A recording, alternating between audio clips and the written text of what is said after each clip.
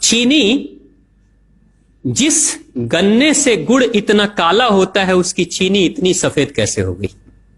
Chemicals उसमें डाले जाते हैं।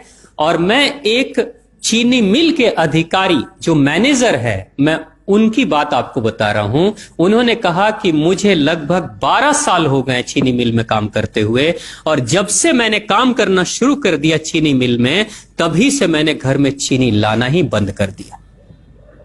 मैं तब से अपने बच्चों को चीनी खिलाता ही नहीं हूं, जबकि नौकरी से सैलरी वहीं से मिलती है, मगर चीनी नहीं। मैंने कहा कि आखिर कौन सी घटना घटी जिसके कारण से आपने ऐसा किया?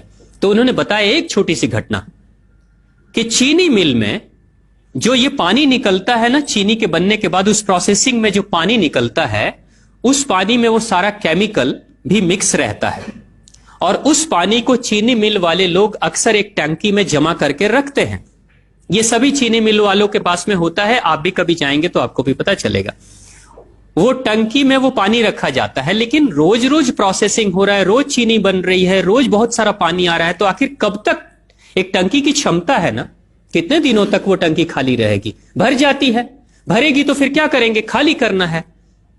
तो क्या किया था चीनी मिल के लोगों ने? सोचा कि छोड़ो ना, अब कहां जाएंगे उसको फेंकने के लिए कहीं दूर, क्योंकि अब उतनी बड़ी टंकी जिसमें हजारों गैलन पानी है, उसके लिए ट्रांसपोर्ट में कितना खर्च आएगा, तो बेहतर होगा रात के अंधेरे में कहीं खेत में डाल देते हैं।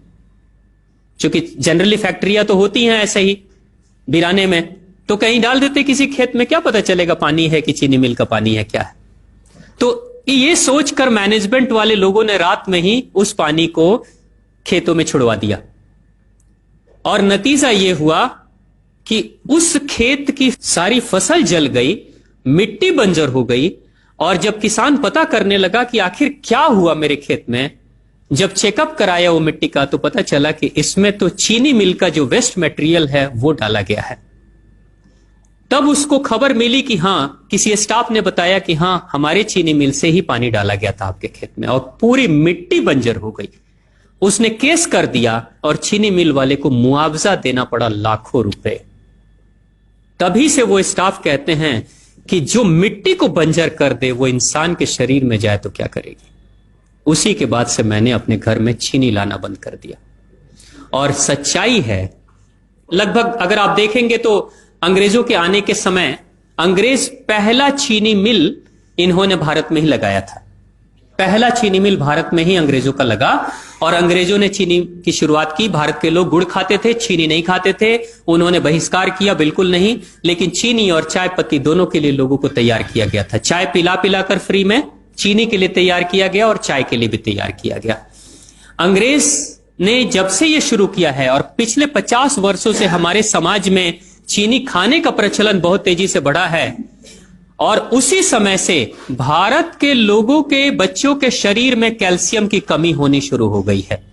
अगर कोई मां, अगर कोई बहन जो गर्भवती हो, गर्भकाल के दौरान अगर चीनी का सेवन अगर कोई बहन कर रही हो, तो चांसेस ज्यादा होते हैं गर्भपात होने के।